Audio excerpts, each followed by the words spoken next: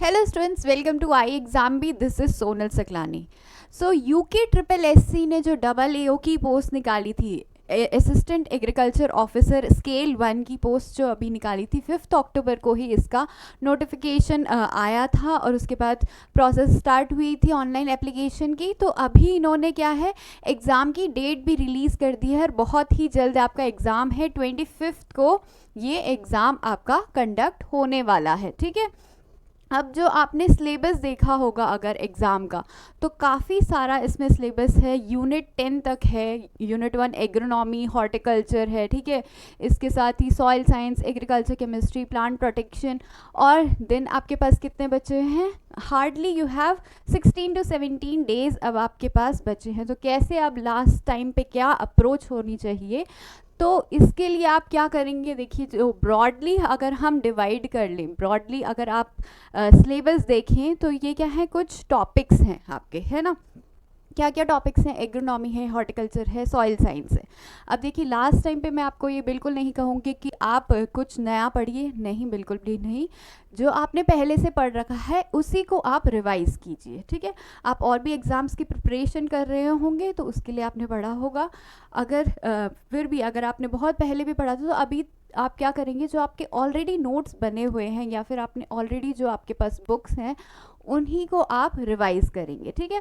और रिवाइज़ कैसे करेंगे, देखिए 15 डेज़ का मैंने आपको यहाँ पर दे रखा है कि कैसे कौन कौन से दिन पे आप कौन कौन सा टॉपिक टारगेट कर सकते हैं. देखिए फर्स्ट डे और सेकंड डे एग्रोनॉमी कीजिए क्योंकि एग्रोनॉमी काफ़ी लेंथियर है. हाउएवर आप इसको चेंज कर सकते हो अपनी नीड के अकॉर्डिंग. अगर आपको लगता है कि आपकी हॉर्टिकल्चर वीक है तो 2 दिन आप हॉर्टिकल्चर को दीजिए.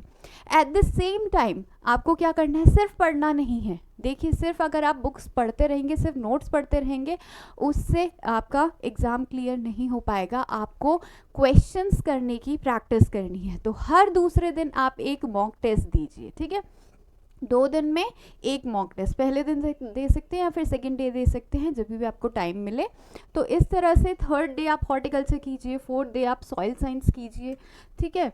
6th day plant patho, genetics, plant reading, animal husbandry. Animal husbandry में भी आपका काफ़ी वास्ट सा सिलेबस दिया गया है. अगर आप सिलेबस देखें तो उसमें आपको दिया गया है मिल्क दिया गया है एनिमल साइंस में, और साथ ही साथ जो बफेलो है, कैटल है, उनकी फिजियोलॉजी, उनके सारे एस्पेक्ट्स वो भी आपको कवर करने हैं. तो ये आप जितना आपने पहले से पढ़ा होगा वो ही आप रिवाइज़ कीजिए. ठीक है. नया वाला आप पढ़ना अभी मत शुरू करना.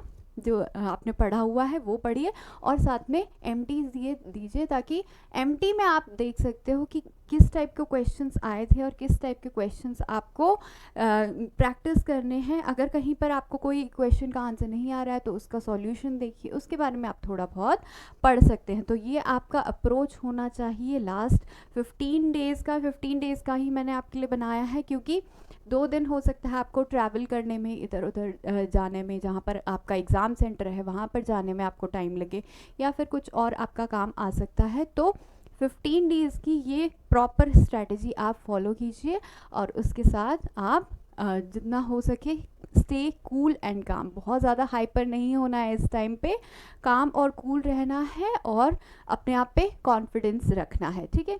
और iExamBee की साइट पे आप जाके यहाँ पर फ्री मॉक टेस्ट अवेल कर सकते हैं. यूके ट्रिपल एससी के मॉक टेस्ट जो हैं वो हमने अपनी साइट पे दे रखे हैं. आप नीचे डिस्क्रिप्शन जो बॉक्स है वहाँ पर भी लिंक प्रोवाइड किया गया है, आप वहाँ जाके उसे चेक कर सकते हैं. Thank you for watching.